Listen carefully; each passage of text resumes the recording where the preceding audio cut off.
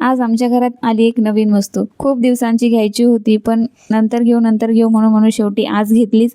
तर ही आहे माझी जुनी मशीन, टॉप लोडची आहे. हिने 6 महिने झाले एवढा प्रॉब्लेम क्रिएट केला की बस विचारूच नका. कधी कपडे जे आहे ते एकत्र अडकायचे आणि खूप आवाज व्हायचा मशीनचा.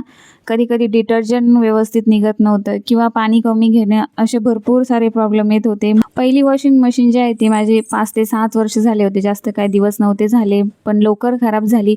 म्हणून ह्यावेळी जे आहे आम्ही मशीनची कंपनी देखील बदलली आणि मशीन देखील फ्रंट लोडची घेतलेली आहे. आता बघूया तिचा एक्सपिरियन्स कसा राहतोय तो. घरात काही नवीन वस्तू आली आणि मुलं खुश झाले नाही असं कधीच होत नाही, भलेही त्यांचं त्याच्याशी काही घेणं देणं नसू द्या. घरात अशा छोट्या मोठ्या वस्तू आल्या की इन्स्टॉलेशनसाठी आम्ही कंपनीचे माणसं बोलत नाही, कारण की आमच्या घरातच एक माणूस आहे ऑलराऊंडर, त्यांना सगळं काही येतं.